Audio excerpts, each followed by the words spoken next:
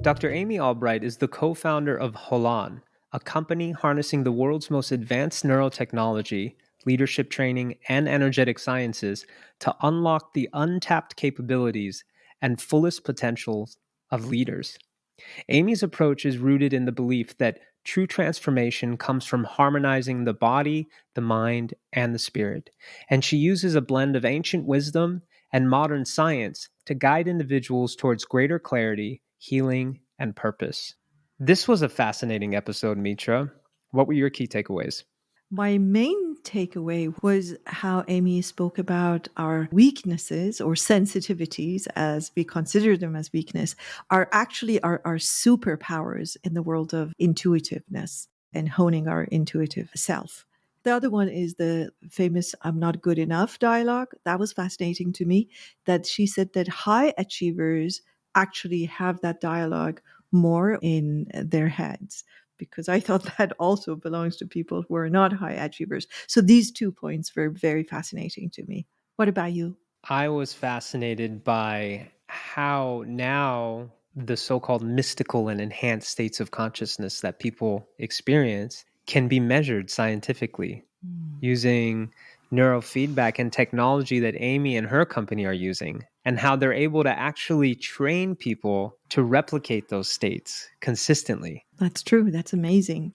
So, if you're someone who's curious about how to develop your intuitive abilities, or if you're someone who's already highly intuitive and are curious on how to hone it, or if you're someone who is interested in cross section between peak performance and mystical experience, or if you are curious about the latest advancement in neurofeedback, please sit back and take a listen to this episode because you're gonna love it.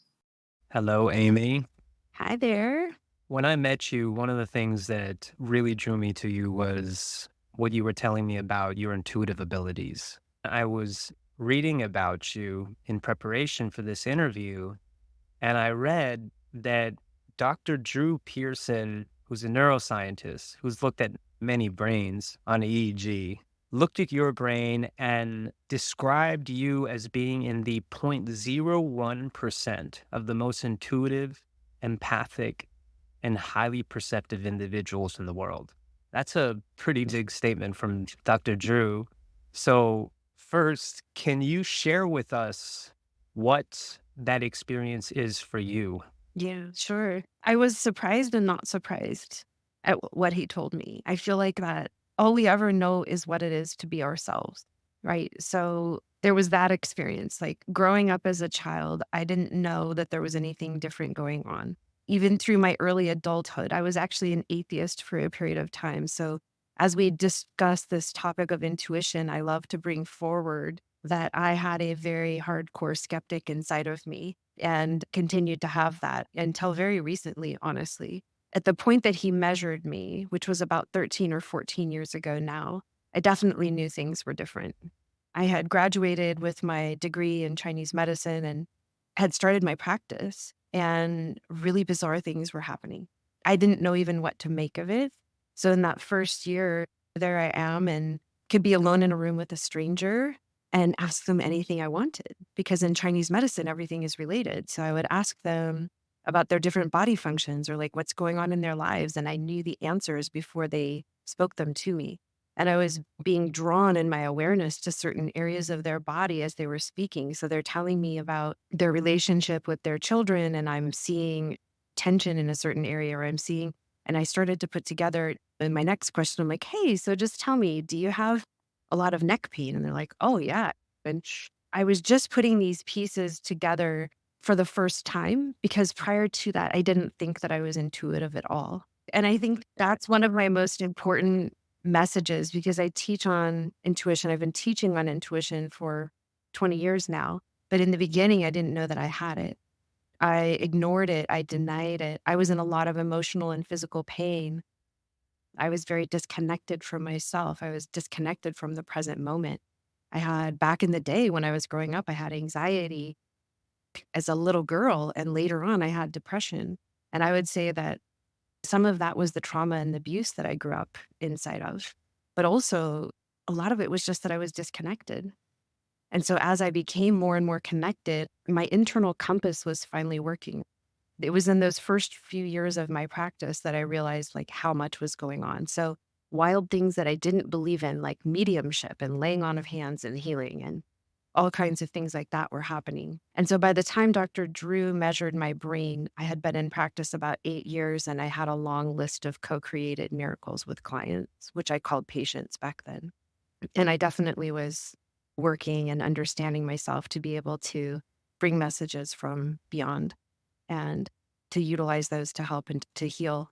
When you see data that says, okay, whoa, your brain is quite different and standard deviations different in many different measures, it's a little bit one part confirming and one part confronting. What I've learned in my path of opening my intuition is, oh, that just happened. And then it's, so what does that mean? So like you get data that says that and it's, so what does that mean? What am I to do with that? Or what does that really mean? Because brain data is one thing, but what does that mean as far as capacities that are latent, that are wanting to be explored? What does that mean in terms of, because for me, my passion with all of this is how do I serve? How do I utilize something that makes me different in such a way that it serves at the most maximal level that I could possibly serve? Because I'm clear that's why I've been given these gifts. It's everyone has intuition. I've been given more helpings than most. But I know it's because I'm here to serve. I've been given that so that it can flow through me for others. Yeah. Wow. That statement really goes home. Yeah. It's fascinating how we can go on imagining that we don't have a gift, or in fact, it's our weakness, and it ends up being our superpower. Oh, I love, yeah.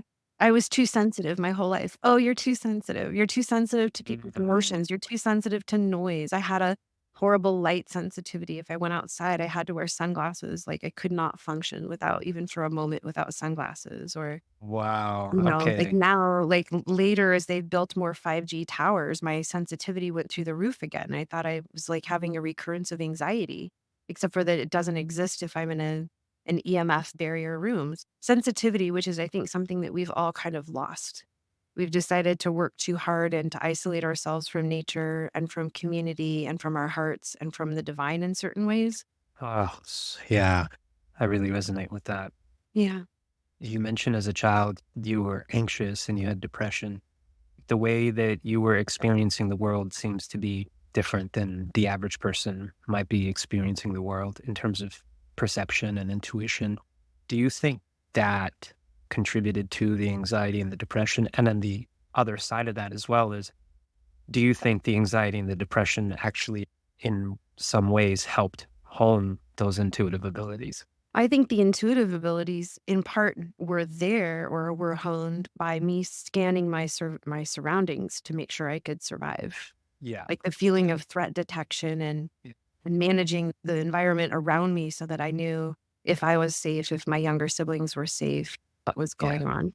Not all the adults in my reality. I had a lot of amazing adults in my reality, but there was definitely threat detection stuff going on constantly in my home for me.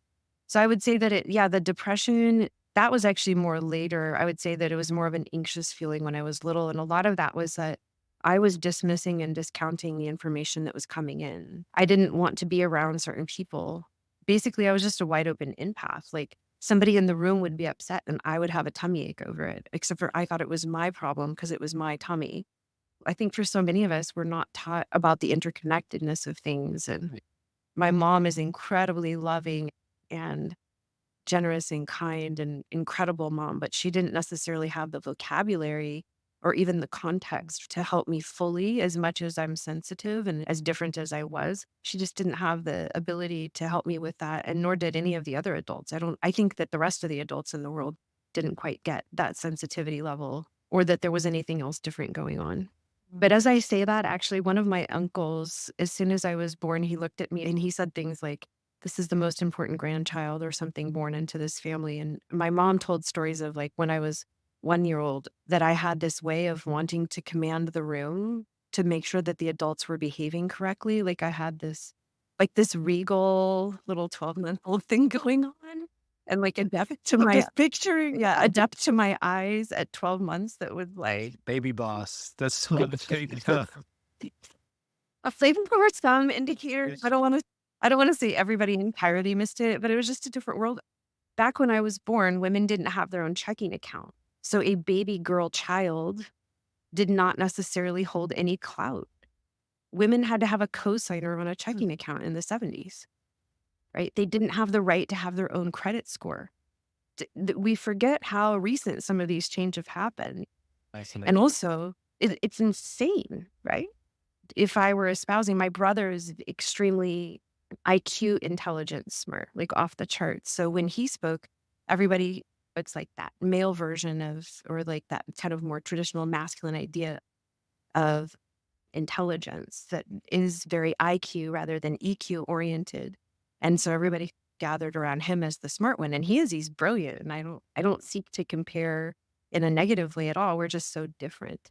And so my quietness and my wise observations weren't necessarily held the same just because, not because my family is sexist, but because we were just moving, well, not all of them were, but we were just moving with the times. And we're still in that today. We're still in that. Our society still highly values the intellect. Mhm. And that's just the reality of how it is right now. More and more, the intuitive capacities and capabilities are being valued, but still, the intellect reigns. Yeah. And I get it. Science is heralded. I was preparing to be a researcher in cognitive psychology, so understanding how the brain affects behavior. And I clearly have a huge stint now with neurosciences. That's been woven into my practice and with my colleague, Dr. Drew, for almost 14 years.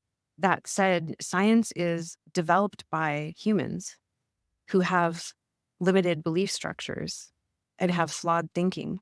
And we can pretty much find evidence for any kind of thinking that we want. Back when we thought that gravity was ruled by God, not by like a Newtonian law, and then quantum physics comes along. So where are we at with science is a restriction or maybe a demonstration of where we're at with human consciousness and awareness. So really, we really want to put ourselves to the alignment with that above the human realm of science, or even the illusions of how we anthropologically societies have changed drastically over the years and over different geographical areas, right? The millennia have changed. Maybe it's not so good to be a cannibal. There's some rules that have changed over time or depending on the place. And so a lot of our rules are actually formed by whatever it is we've convinced ourselves is real or isn't real. On that note, actually, opposite of Ben, I didn't know anything about you, and I intentionally did not find out anything about you. And I thought, let's use that intuition and see how we connect and what questions arise in me when you're present. And the first question that came to my awareness was exactly on the topic that now that you know where science comes from, and anybody who has ever done research understand that science is human-based. I always say wisdom knows and science shows. Wisdom is millions of years. Science is a couple of hundred. What is it, 300 years old? So I know there's a lot of emphasis on science. I understand why, because of exactly what you said. It's because the mind needs to be convinced. So if I say to you, it is what it is, and then you say, oh, okay, that's what she says. But then when I say, oh, there's been a study, and you say, oh, there's an awe of acceptance. Right. On that note, I want to ask you, now that you know all of these and you have explored your intuition and science, how much science do you personally, like in your own personal space, not when you're working with clients, how much science do you need to verify what you're feeling and what you're intuiting? Such a word exists. I think the word none is too absolute. I think the word less, much less than what maybe most people need, because I get such full body, multisensory feelings about things. And I don't necessarily know all of the reasoning why. So sometimes I actually do end up doing some research into topics. And a lot of the times the dialogue with Dr. Drew Pearson is we're having a conversation that's one part energetic and one part neuroscience or one part biological science, because I'm fairly fluent in all of those different tongues. Now, neurosciences, I am not the neuroscientist, but he is. But I know enough to be able to understand what is being said and to have feelings about And that's actually how we've developed so much of the style of neurofeedback therapy that we have is via testing things out on me and me naming what I feel is actually happening, or him explaining something to me and me feeling into it and getting all of the images and pictures. And then with very little science basis of understanding to what he's describing, because it is so deep in science. It is so deep inside of the brain. There's so much to the brain. I can't possibly know everything he's talking about. And I can see and sense which direction we might want to go with the conversation or ask a question that helps him to recognize what he knows on a very much scientific level. So there's an incredible interplay there. But for the most part, it's, yeah, sure, XYZ famous podcaster says this is good for you. And I'm not putting that thing in my body, or that is absolutely not the thing for me. And I could, if I wanted to, do the research to try to create some rationale for it. But I feel like that's a giant waste of time, because if it's just for myself, I already know what I want or don't want to do. And I've learned to hone that listening and to trust in it so deeply and live by it. Yeah. I have a second question, follow-up question on that. Is there a communication between your intuition and your ego? And if so, what would be here if we were privy to that conversation? I don't know if I've ever been asked that exactly before. I would say that it's the intuition voice. It can sound just like the normal voice in one's head. Did I remember to turn off the stove before I left the house? It's just a little whisper. So it's not like the booming voice of God is constantly there. Or, I don't know. It's not like hearing like talk show commentary as I'm moving through my day or something by different voices. Does that make sense? Like not male voices, Yeah. female voices. So I would say that the distinction that I make between those two voices is that feeling of presence and the resonance within myself. If this is an understanding that's coming through and it might be an intuitive way, then I am tracking my body feeling calm and loose and a sense of broad, like breadth in my depth and understanding. And if I am having awarenesses that are arising that are coming from a place of fear, or they're creating a constriction inside of my body, then that's probably the mind or the ego. Or maybe it's just a mix of those two and it needs to be sorted through. That which comes from the divine does not create, in the moment that it's received, it doesn't create any turbulence. You have a pure channel when you're inside of that space, deeply connected. So you're not flying out of the body, because it's also possible to feel very peaceful if you're dissociated. That's not the Yeah. same thing either, right? Yeah. But deeply grounded into the body and also feeling this Yeah. deep peace and this breadth of understanding that transcends. It's not trying to zoom in too hard. It's just there. And inside of that space, that is really where I'm living the majority of the time for a long time now. I wanted to know if you notice your ego interfering when you are connected. I'm just picturing this, that when you know, and you said a statement, that's when the ego question was born in my head, that I may know or I may be connected more than others. And that to me provoked a question about ego. So is interference coming from your ego when at least you're communicating your intuition, not necessarily receiving your intuition? Because I assume when we're receiving it, we're in the zone, but when we're communicating it, it's different. There is something else that might be working there. So have you noticed? And if you have, how present is your ego when you're communicating? Let's say we're in a session and you're communicating the results with me. I feel like I trained that out of myself inside of my work a long time ago. How I did that was 22, 23 years ago when I started into practice. I walked into every appointment that I had with a patient, or that's what I called them back then, with the understanding that I was to be a channel for the divine and that a miracle is possible in this moment and that I am here to co-create that with this person. And so if I went into, oh no, I can't say that. That sounds really inappropriate. Sometimes when you're getting intuitive thoughts, it's like it breaks some of the societal rules about what you're supposed to know or what you're supposed to talk about, and especially for people who are conditioned to be very small and to not use their voice. So there was a push and a pull inside of me back then quite a lot. And what I would do is absolutely silence that voice inside of me. with this. This is not your time. That is your stuff. This is my inner dialogue all happening very fast. What you're doing right now is distracting and pulling away from the power of what it is that wants to come through. And you're making it about you, Amy, instead of about your patient right now. And so it was this really deep shut up, not in a shaming way, but like in an absolute, that shall not be a part of this conversation. And I would silence that inner dialogue with such ferocity and also with such love. And I think that's how I trained myself to, so I don't feel most of the time, it's rare that I'm worried about saying something inside of a session. I think that if you were to hear the majority of people talk about my sessions and to me doing my work, they say that it's very egoless. Like there's nothing inside of me that wants to be right, only that the right answer be found. There's nothing that I don't need to claim it inside of that co-creational space. Let's do this together. So I would say the only place where my ego would really come in is in that part that wants to edit. But that's pretty rare now. I feel like I've given myself permission to speak wildly in my sessions. Yeah. Yeah. It's fascinating that this whole topic of the ego coming up and just making a decision that ego, this is not your place. Mm-hmm. I think it's something that a lot of people struggle with. People are aware they have an ego. And I think it's ego. Oftentimes it's ego battling with ego. So it's ego telling ego to shut up. And this is different, though. There's a different Mm-hmm. nature, right? There's truth coming in.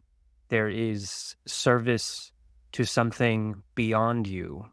And you're saying, in service to this thing that is greater than me, in service to the greatest good of all, I need you to be quiet. And Mm-hmm. in that service, I think the tricky thing too is, where does attachment come into play, right? This is what I'm discovering with my intuition, is that it can be totally unexpected and totally surprise the ego, right?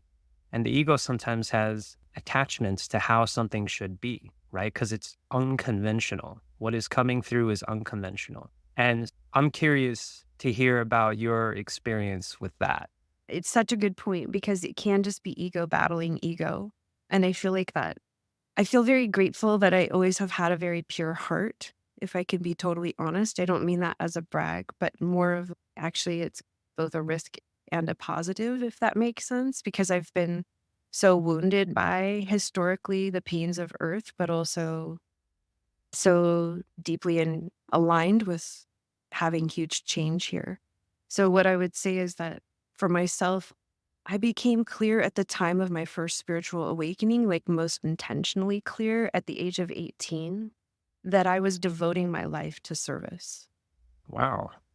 That's an early age.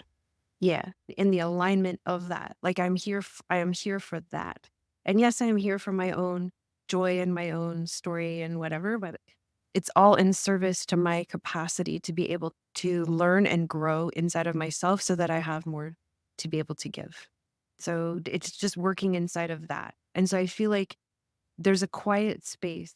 This is me and my story. And I know it's unusual at 18. And I know that I'm not a normal, I don't fit in a lot of normal boxes. But I would say that for all of us, that we have this purity, we have that divinity that lives inside of us, that connection to God, the connection to the unseen world, whatever the words are you want to use for it. And that it's so critical to be able to live inside of that space, to connect to that space, because it will steer life in a way that is meaningful and that miracles can really happen all the time, whether they're small serendipities or massive breakthroughs. And there's really nothing else that's more important. Like the idea of praying to false idols is we can basically make the illusion the thing that we care about, or we can make what is real the thing that we care about. And even if we don't feel like we have consistent access to the unseen world, if we are reaching for it, we're putting our focus on it, then we're staying away from the trappings of what maybe the ego would get involved in and caring about how many likes we have on Instagram, or like what does our, I don't know, a lot about what other people are thinking about ourselves, and even staying outside of the illusion of not good enough. That's a tough one. The illusion, and it takes so many forms and disguises, right? Totally. You might, via the spiritual ego, right? The spiritual ego develops, right? It's like you're doing the work, but it's underneath that. I've dealt with it. I'm still dealing with it, which Yeah. is that not good enough. It's in the background, right? And it's just a fascinating thing. So I'm curious to hear about how that comes up for you in your work with your clients, but can you give us all some context on what you do right now? Oh, yeah. So what I do right now, there's a lot of elements to it. I work one-on-one and in small groups to basically facilitate massive transformation. My colleague, when we're working side by side, is literally putting in new synapses, like wiring new neural capacities via real time brain learning for consciousness and wisdom and change, positive change in the people that we work with. And then basically, just because you have the wiring doesn't mean you know how to use it. Like you could have a Ferrari in the garage, but you forget that it's there. Mhm. And that's a good analogy to what I think all of us have. We all have intuitive capacities. We all have the capacity to be clean and clear vessels for the divine. We can be inside of our wisdom. And while we do that, and this could sound very abstract and theoretical, like this is not just applicable for like people who want to be monks or something like that. This is what our clients are pioneers and visionaries, CEOs, people that have sold businesses and are looking for the what's next. Like massively successful in this 3D world, but they know that they want something else. They know that there's more. And they either haven't been able to step through all of their personal baggage or the majority of their personal baggage, and they want to go through a fast track of rapid healing that includes the most cutting edge neurosciences in the world, along with a really profound and deep, rich spiritual context. So maybe they just want to get through all that stuff, or maybe they want to build and really grow their capacities. So we have a variety of programs like that. And then I also do speaking and facilitation for other organizations as well. And a lot of it is around bringing connection, which is the word holon that we chose for our company name. It's the interconnectedness of all things, right? Like holographically, we are all made up of small parts, cells, or whatever we want to think of it. And then we also are a part of everything. And so when we live inside of that connected space, to bring it back to the not good enough or people, what I learned is they can be the CEO of a multi-billion-dollar company, or they could have retired with hundreds of millions or even billions of dollars, and we're all essentially still humans, struggling with, am I good enough? Am I lovable? Struggling with a spiritual ego, potentially. Oh, this is another identity. This is more meaningful than the other false identity of being a successful business person. So I'm going to adopt into this identity and then build up an empire around this and make myself feel really important about all of the spirituality or whatever. And ultimately, we're all desiring to be and feel that love and that connection that we have inside of ourselves, because God or divinity isn't something outside of us. It is us. Like we are it as well. And when people can really rest in the experience of that, the experience of the interconnectedness, usually it just heals up a massive amount of things. What do you mean by the experience of it? Have you figured out the brain signatures that create that experience and you help people get there? Yeah, totally. This is fascinating. This is what's so interesting, right? This is what I'm discovering is that the unseen and the seen are actually interconnected and they justify each other. So for every mystical experience that someone has, there's an associating biochemistry Oh, and yeah. there's an associating neuro electromagnetic signature in the brain. Hmm. It's all interconnected and it can all be cognized by the brain. It can be understood by the brain. We just don't have the full capabilities and capacities. So the Right. experience of oneness and interconnectedness has an associating brain signature that you Mhm. guys are saying you've been able to define that brain signature and you help people get there. Absolutely. Yeah. It's amazing. And it's not just broken down like a lot of people who are talking about the brain these days. It's a lot of conversation about theta, a lot of conversation about gamma, a lot of conversation about the amygdala, right? But there are so many more structures to the brain and there's so much to generating waves and there's so much interplay that goes on beyond waves, right? There's communications that have to happen in certain circuits in the brain. And I don't want to say there's a single recipe just because each of us are actually very different, and exactly how we get there is going to be different as a result. How we can achieve those states. If we just talk about it from the neurology lens right now, is what I'm speaking to, right? There are definitely waves and patterns and mechanisms of communication inside of the brain, and not just waves anywhere, but at the right amplitude and moving across from one particular structure to another. So it's highly specific. But these are the things that my colleague, Dr. Drew, is studying. He studied monks that were like new monks into their practice, like maybe they're 20 years old. And he saw all kinds of different things because they hadn't quieted the noise yet. They hadn't moved through their own personal baggage yet. And then as they sat and did decades of meditation, and we're talking about many hours of meditation a day, they would have certain gifted signatures. And so that's just one sample or one skill set that he was able to then say, oh, okay, wait a minute. If that's an end state, how do we create that faster? But inside of our data set, we also have like incredible musicians, incredible CEOs and pioneers and visionaries. We have people who are the top of any of their capacities. So when we look to bring somebody through a process, it isn't just, hey, be a better meditator. It's also be a better innovator, be a better inventor of our new paradigm, because we're actually more than we're interested in, I don't know, just creating programs for individuals. What we're really doing here is we're unleashing possibilities out into the world. We're unleashing the miracle inside of that person. The way I see it is like what you guys are doing, you're bringing people into coherence. And in coherence is truth, right? Coherence is harmony. When we're in harmony, abundance, creativity, expansiveness, courage, love, innovation, these things are just, they happen. They're not even things that you try and do, they just happen. That's right. The other side of that coin is also when we realize that we are enough, when we experientially get to understand that, wait, that whole paradigm is just not true. It's not anchored in truth. But I'm curious to hear about your personal journey with the I'm not good enough dialogue. Did you have one? And how was the evolution of that for you? And did your experience with Holan have any impact on that? So Holan it was created about 3.5 years ago. I've been in practice 22. But I would say going back, let's take that not good enough story. Not good enough was, yeah, it was deep. It was feeling very complete. I felt very subhuman. I felt very downtrodden. I came up through a lot of difficult circumstances, and then they didn't necessarily get easier in my early adulthood either. And I just, as we do, if we have patterns that get imbued upon us as a kid, then we often make those same choices again, and we call it reality. Right. And so Yeah. it took me a long time to work through that. Yeah. It really did. It's ironic because, and again, I speak to this because I feel like it's true for all of us, is I felt like I was not enough. I felt like I was, in my story, I really did feel subhuman. And in fact, and then I have these super capacities. It's crazy. It is crazy.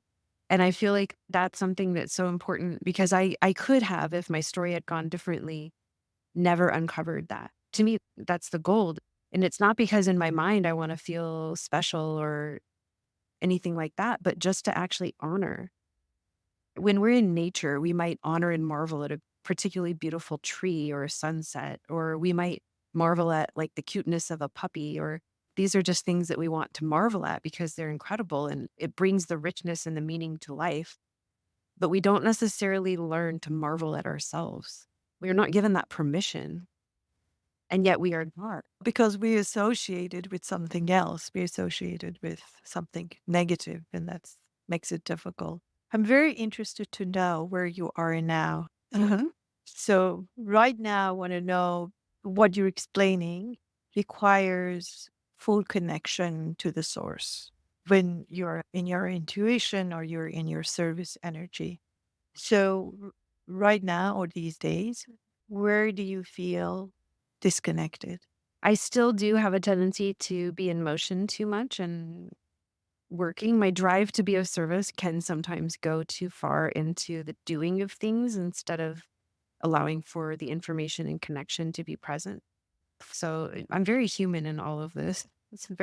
I think almost everybody in westernized culture would say the same thing, potentially. It's just a matter of remembering to go slower.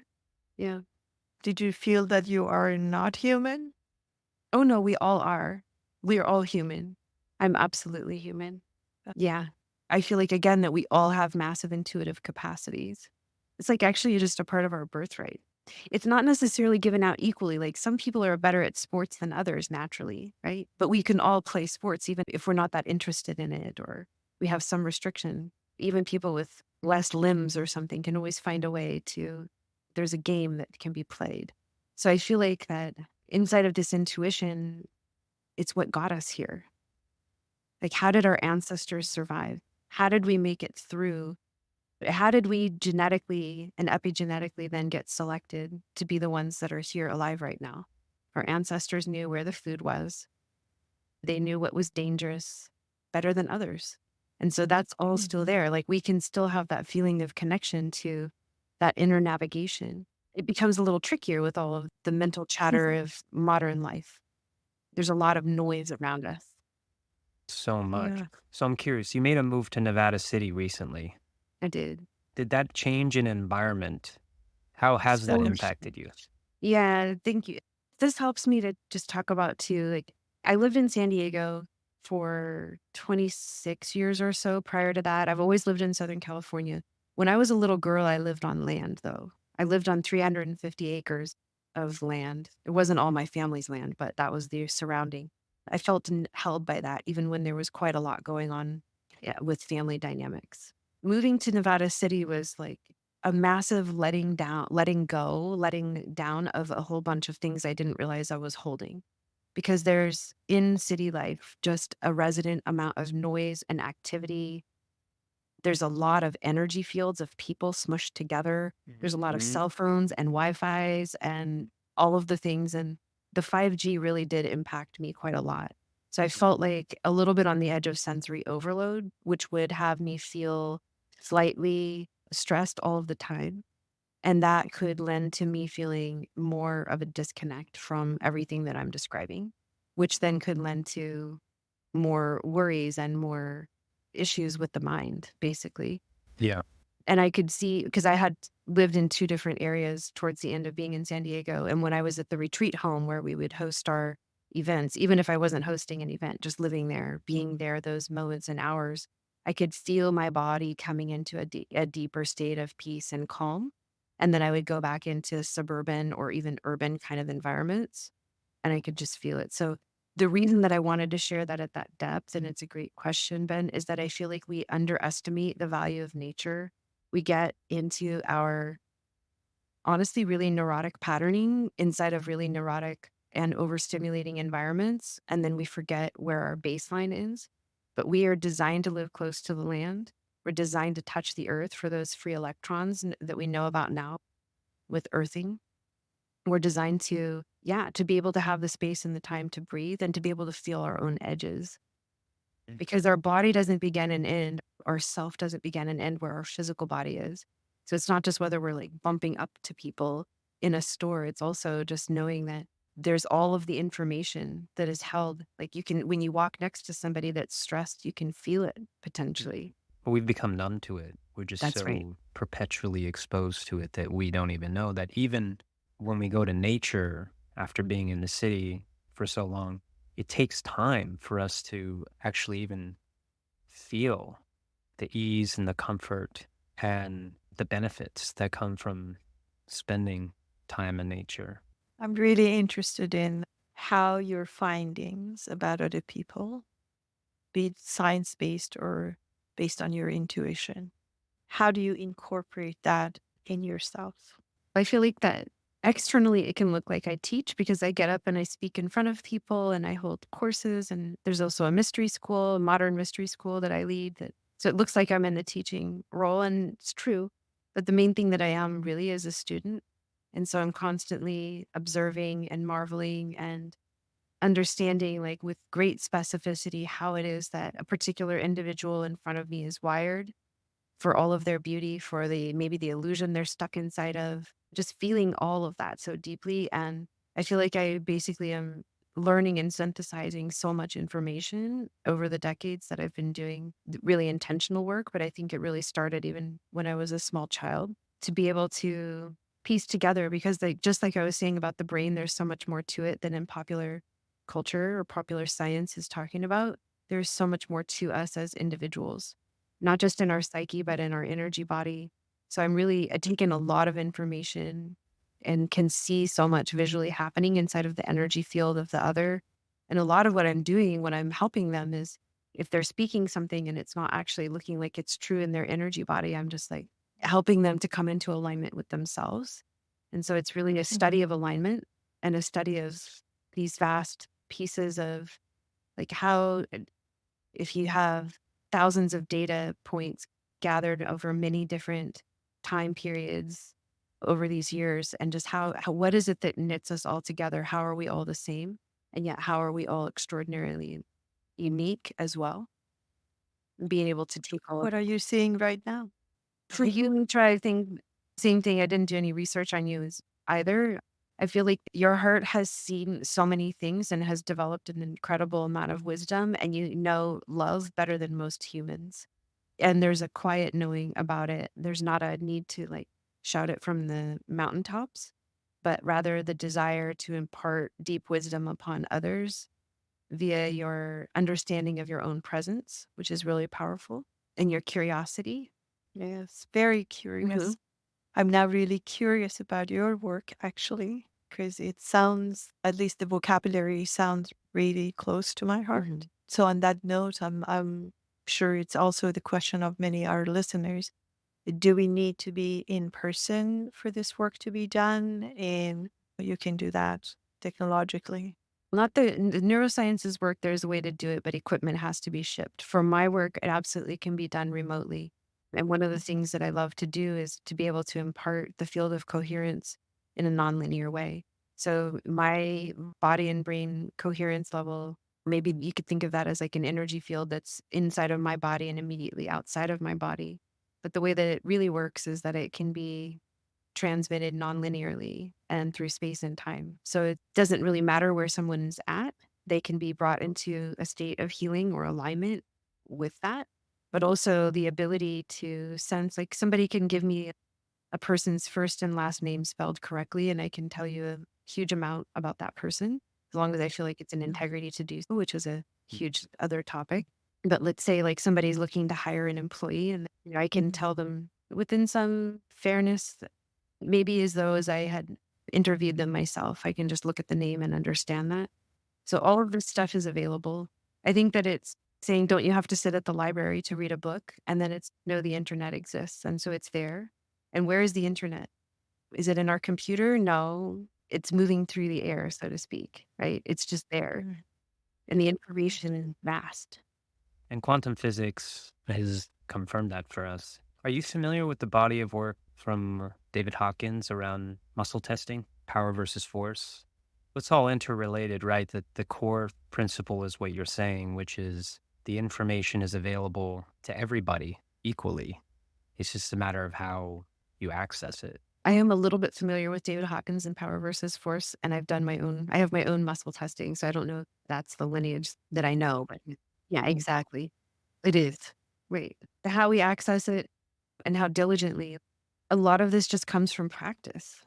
Like, how did I end up quite so neurodivergent? Like, I was less neurodivergent probably to begin with, meaning that in a good way, right? Like, we use that word as if it's a bad thing, but it's like just differences. We are not designed to be the same neurologically, just like we aren't supposed to look the same or have the same personality. But yeah, I just basically have been able to really train and cultivate. And that's the same thing that people who are deeply into meditation or any other qigong or other practices, it's like we change ourselves over time. You talked about feeling at one stage of your life as subhuman. That is, of course, the state of ego, even though it is sub, but it is a state of ego.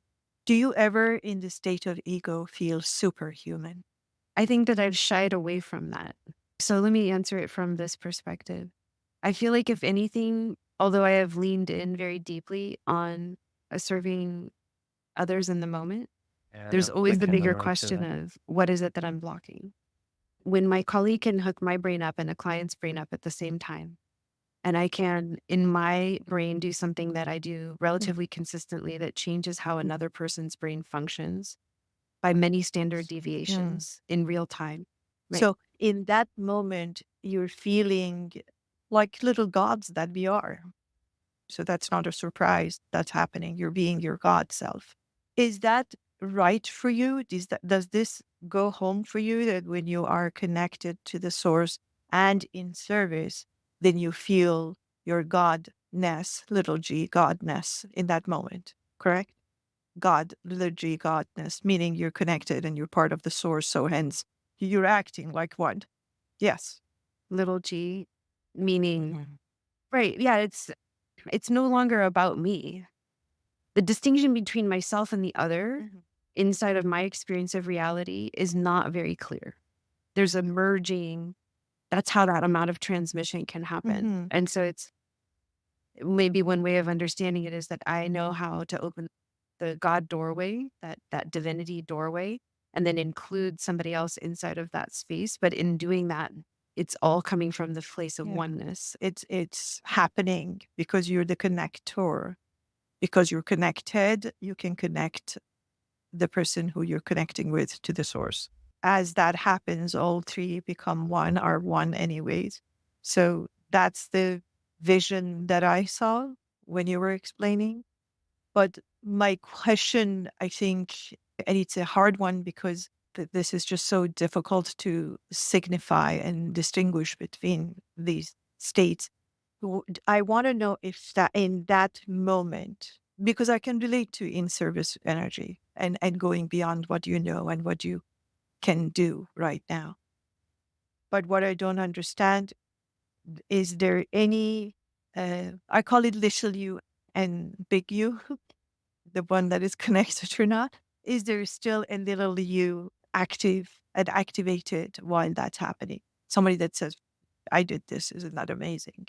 Not before, not after, not during.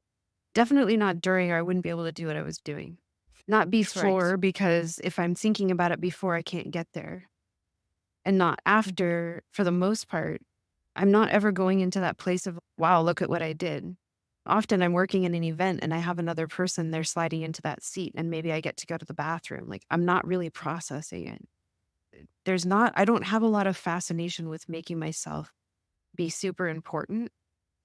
And at the same time, I think that same strength of not needing to be super important has been a weakness because I haven't necessarily spoken so broadly about what it is that I'm up to. Most of what I'm describing today has been in hiding. Most of the work that I've done is behind closed doors with one person or in a very small room, and people don't necessarily give credit for the empires that are built with the information and the power that I have given. So the majority of my career up until just very recently has been almost in secret, essentially. And I don't talk about who my clients are because this is not my brag sheet, right? Like I'm here to deliver the message that all of this is real and possible and to substantiate. And we haven't done as much of that in this conversation on that end of it, talking about how we can basically understand it. To go back to Ben's point, it's like every mystical experience that's ever happened has a biochemical, there's a physiological understanding to it. And so really that's a lot of what we're fascinated with at Holon is like, how do we make this stand up to scientific rigor? And how do we make it replicable? How do we measure it? How do we even iterate from there? Because there's always more that's possible. How do we bring people through healing arcs so quickly that most people would scoff and say it's not possible to drop off that much baggage in such a short period of time? So those are the kind of things like that I'm interested in because and I don't think that it comes necessarily from the low self-worth that I struggled with earlier. It's just that ultimately this has nothing to do with me. How liberating is that? And also it makes it difficult, Ben. You always criticize me for doing exactly what Amy is describing. I'm sure you understand that. I completely connect to that. Nobody knows the list of clients I work with. Nobody knows the miracles that happens, that aha moments that go. And I hear about it like 10 years later, accidentally, when I see a client, I say, that changed my life. And since then, I've been doing like these things. Then there is a happy medium there is a happy medium that people like you need to communicate what is the consequences, the result, and amazing effects of what you're doing. Yeah, I do agree that it's a balance. And I think the liberating part that I was speaking to is when we're not doing it for Mhm. ourselves, when we're doing it for Mhm. something greater than Mhm. ourselves. Yeah. That piece. Amy, earlier, you're like, up until recently, I was a skeptic. Oh, yeah, yeah. Nice catch. And what were you referring to? Were you referring to your connection to the creator? Were you referring to the intuitive capabilities? What were you referring to and what shifted? Yeah. I think we're always working an edge, or at least those of us that are really on a growth trajectory. It might be all different kind of things. It could be academic learning, it could be whatever. I think for me, it's really working an edge of what do I believe and what is possible. And it's so easy, no matter how much practice someone has put in, to dismiss things that are of the subtle, the invisible world. They're just so quiet often. They're whispers. Sometimes I feel like I would not know. I would still be blocking much more. Like, I don't know how far off onto this I want to go. I don't know how weird I want to be. It's not an easy path, right? To be taking a stand for the unseen world and for the intuition like this, and to be saying things that I'm saying. There are going to be people that don't like it. There's going to be people that Yeah. that it upsets them. And so there's that element. And then there's also, did that just happen? Did that really just happen? Whoa, did that just happen? And so that mind can Can you come give in. some context? What's an example of that? Okay. The one that comes to my mind is that I was standing in about calf deep water, like mid calf deep water, with this woman that I just met that day. And there's a beautiful river, but it was a very calm pool within it, like glassy surface. And it was so gorgeous, and I was really enjoying it. And I could feel the bliss feeling that comes into my body really getting high. So I'm just standing there in a state of, it's not a mental bliss, it's a feeling of nectar moving through my body, along with certain kind of like emotional state. It's all different thing. Anyway, the woman standing next to me suddenly starts to shriek, and she's saying, "What is happening? What's happening?" And I'm like, "What? I don't like, I was just in a total piece of calm and bliss right before, so I didn't know what she was freaking out about." And then she looked down and she said, "Oh my God, it's coming from you." And so I looked down, and it had stopped right when she started shrieking, probably, but there was a complete glassy area, but right along my legs. But everything out from there were these beautiful waves, like little ripples that had been going, and neither of us had been moving physically. And so it turns out what she was experiencing was, she felt like an earthquake. There was definitely not an earthquake that day in the county. There was definitely not an earthquake that I could feel. I was just having that really beautiful feeling of calm and bliss and nectar in my body. And so she's, "I don't know what you were doing, but go back to it." First, when she said, what was that? What were you doing?" And I was like, "I was just enjoying the river." What was I doing? I wasn't doing anything. I was just being, enjoying. And so she's, "Okay, whatever it was you were doing, go back to it." And so it took me a second just to recover my nervous system because of her level of freaking me out a little bit. But some number, like maybe 10 seconds later, I could feel that feeling come back on. And I could feel the moment that it grew in my body in such a way that a wave of the nectar moved through my body. And exactly at that moment, without either of us moving, there were ripples coming out from my legs in every direction across this otherwise still pool. And it kept on going, and it kept on going. And not, I'm not moving. And she's, "What is happening?" And I'm like, "I don't know, but I'm having fun. This is beautiful." Right? That was maybe as much as we said. And then it was like still just really quiet. And then it turns out my colleague, been out looking for retreat property. So my colleague and I were out. Dr. Drew, he was down further on the river. And the woman that I was standing next to is this woman, Mariah, that's an incredible real estate agent here locally. And Mariah, when Drew walks up, she's, "Dr. Drew, look, what's happening?" And she's, "Nothing surprises me anymore with this one." That was his comment. And I'm like, so, but for me, on the other hand, because he's seen me neurologically, he's seen that happen. He's seen my capacity to bring a field of coherence. He has seen my capacity to move matter, because we can measure that and study that in the brain. And so it was ripples in water. So it wasn't like I was moving objects across a desk or something. You were imparting the sea, but But it was still, uh, really. And so to go back to your, this is the preliminary. Eventually, you part. yeah. And what does that even mean? And so for me, if to go back to the skeptic question that you had, Ben, and to tie it to the question that you had, Mitra, like those are places where my mind can get stuck, where I'm like, I don't understand what I did or what I didn't do or what that was or why did that happen. I didn't do it intentionally. I definitely know there was a lot of intentionality inside of the beingness that I was in that moment. I could feel the bliss feeling for sure. But there's a skeptic inside of me, Ben, that is, was that real? What? Yeah. And I guess you need that part of you given the work that you're doing because you're bridging the unseen and the seen. I don't think you can do that work if you didn't have a skeptic The in you. skeptic is part of what keeps us safe too, right? And it's a part of what keeps us inside of the curiosity. The skeptic is the one that's asking all of those questions, and those questions slow me down enough to potentially integrate. I think that if I went straight into not having questions and not having a skeptic, I could go into spiritual superiority. I could make it mean something else. But because I'm slowing down inside of that space and just really questioning, was that real? What was that? What does that mean if it was real? That's where I then can understand, like, why did this come through is probably so that I could figure out, how do I put it? Be a conduit for more information to come through for other people. Because again, it's not about me. Yeah. Hmm. When it's not about us, it allows us to ask better questions. It makes it easier to ask those better questions. There's less noise. Right. Yeah. But what you said completely made sense to me. It was just basically Right. vibration, Yeah. and vibration was being felt by her. And when we're in a higher state, which is, you said you were in absolute, what was the word you used? You It was said you just were a in feeling of bliss. bliss. Yeah. It was beyond joy. It was Bliss. beyond So awe. bliss, yeah. So it makes sense.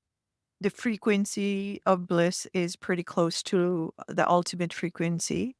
And she was feeling it. I don't know where the puzzling is coming from. She was feeling, and water, of course, is a conduit for transferring the vibration Right. much You can faster. see it in the So water. you were Right. in the You water, can't see it in the exactly. You can air. see it, and Like, it also mhm. makes it Yeah. faster because it's a transferring the vibration fast. So I don't have any questions about that.